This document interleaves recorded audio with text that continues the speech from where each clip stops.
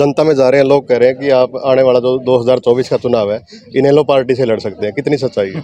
क्यों यार, इनेलो में मैं 35 साल रह लिया। मुख्यमंत्री दुष्यंत चौटाला कैथल में आए थे, उन्होंने कहा कि अगर जनप्रतिनिधि ये कहता है कि अधिकारी मेरी मानते नहीं है, मेरी चलती नहीं है, तो विधायक को इस्तीफा दे देना चाहिए, ऐसी बात। विधायक जी, कहीं ना कहीं बीजेपी में देख रहे हैं कि आप कोई भी प्रोग्राम में बहुत कम दिखाई देते हैं, जब भी बड़े नेता आते हैं तो आप दिखाई नहीं देते, और ये सवाल हम उन नेताओं से भी पूछते हैं, क्या कारण रहता है? अगर हम उन लोगों को ये कहें ना भाई बनवा तो देंगे, हम इन्हें पोर्टल पे डाल लेंगे, लोगों को विश्वास नहीं होता। कोई कैथल का उसके 2-4 कार्यकर्ताओं को छोड़ करके कोई नहीं था, कैथल के लोगों की कोई भागीदारी नहीं थी, सारे बाहर से थे लोग। नमस्कार दोस्तों, मेरे साथ कैथल विधायक लीलाराम जी हैं, और लीलाराम जी आज उद्घाटन करने के लिए आए थे एक नलकूप का। जी पहले तो स्वागत है आपका दायर में। धन्यवाद जी।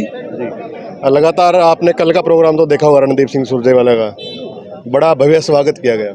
नहीं, मैं तो यहाँ नहीं था, मैं चंडीगढ़ था, मेरी विधानसभा की मीटिंग थी, परंतु जब आए यहाँ पर पता लगा था भाई उसमें कोई कैथल का उसके 2-4 कार्यकर्ताओं को छोड़ करके कोई नहीं था, कैथल के लोगों की कोई भागीदारी नहीं थी, सारे बाहर से थे लोग सच बता देते हैं। या रामचंद्र जडोड़ा और सतबीर भाणा जी, वो लोगों को लेकर के आए हुए थे, लोगों ने ये भी बताया। जी, आपने कहा पोर्टल की सरकार है, क्योंकि विपक्ष भी हमेशा यही कहता है कि पोर्टल की सरकार है, क्यों, क्या कमी लगी? काम नहीं हो रहे या फिर कैसे?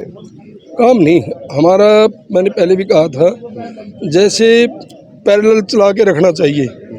जैसे अखबारों से, मीडिया से पता लगता है, 3-4 दिन पहले टीवी पर थे आंकड़े कि डिजिटल लेन देन में भारतवर्ष पूरे वर्ष में 1 नंबर पे आ गया है, 89% लेन देन डिजिटल हो गया।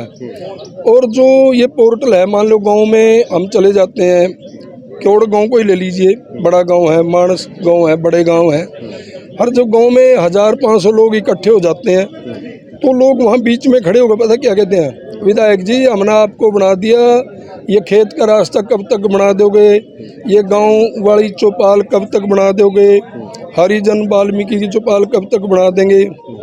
अगर हम उन लोगों को ये कहें ना भाई बनवा तो देंगे, हम इन्हें पोर्टल पे डाल लेंगे, लोगों को विश्वास नहीं होता।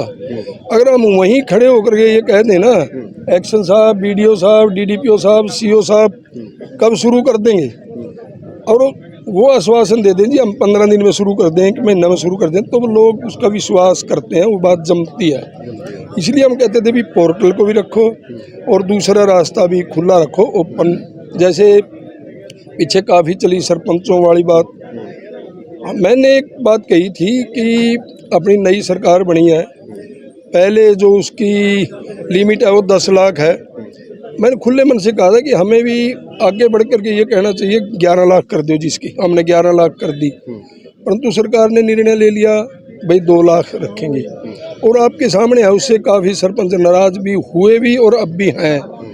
तो हमारा यही मानना था कि इसको पैरेलल खुला ओपन वो रास्ता भी और पोर्टल वाला भी रखें। जब लोगों को आदत पड़ जाएगी ना, अपने आप ही इस बात पर आ जाएंगे कि पोर्टल ठीक है। अभी तक पोर्टल के बारे में लोगों को ज़्यादा ज्ञान नहीं है। विधायक जी, कहीं ना कहीं बीजेपी में देख रहे हैं कि आप कोई भी प्रोग्राम में बहुत कम दिखाई देते हैं, जब भी बड़े नेता आते हैं तो आप दिखाई नहीं देते, और ये सवाल हम उन नेताओं से भी पूछते हैं, क्या कारण रहता है? कोई कारण नहीं। जैसे आपने कहा कि कल आपने देखा होगा सुरजेवाला जी थे, मैं तो कल भी नहीं था, कल चंडीगढ़ था, सुरजेवाला वाले का प्रोग्राम में भी नहीं दिखाई दिया हूँ मैं। आपकी पार्टी के जब होते हैं नहीं, मैं आपको क्लियर, कैथल का प्रोग्राम तो हमारा होता है सबका ही, तो मैं तो कल भी नहीं था प्रोग्राम में, कल विधानसभा की मीटिंग थी, वहाँ गया हुआ था, और ऐसी कोई बात नहीं भाई दिखाई नहीं देते, कहीं ना कहीं तो मनमुटाव है। नहीं, कोई मनमुटाव नहीं। आपने ये भी देखा होगा कि 1 हफ्ता पहले मंत्री जी आए थे, कंवरपाल जी, शिक्षा मंत्री, और उस प्रोग्राम में थे हम, बल्कि करवाया हमने प्रोग्राम बढ़ चढ़ करके, हिस्सा ले करके। ऐसे उप मुख्यमंत्री दुष्यंत चौटाला कैथल में आए थे, उन्होंने कहा कि अगर जनप्रतिनिधि ये कहता है कि अधिकारी मेरी मानते नहीं है, मेरी चलती नहीं है, तो विधायक को इस्तीफा दे देना चाहिए, ऐसी बातें। देखो, वो उसकी अपनी व्यक्तिगत राय है, और कहीं न कहीं उसमें मन लगा, ये हर रोज़ कहते रहते हैं, बीजेपी के कई नेताओं ने भी कहा कि जेजेपी से समझौता करने से नुकसान है, और मैं एक शायद अकेला आदमी था जिसने कहा ओपन आकर के कि समझौता, जेजेपी और बीजेपी का समझौता करने से कोई नुकसान नहीं, हमें फ़ायदा ही है। परंतु मेरे को उस बयान से ये लगा कि कहीं न कहीं उनके मन में भी कोई टीस है कि दी समझौता टूट ना जाए, तो इसलिए कह दिया होगा, नहीं वरना कहने वाली बात तो कोई है नहीं थी। जी जी। तो जनता में जा रहे हैं, लोग कह रहे हैं कि आप आने वाला जो 2024 का चुनाव है इनेलो पार्टी से लड़ सकते हैं, कितनी सच्चाई है? क्यों यार, इनेलो में मैं 35 साल रह लिया, क्यों मैं बीजेपी से लड़ूंगा, बीजेपी से लड़ूंगा, बीजेपी से टिकट दिलाऊंगा।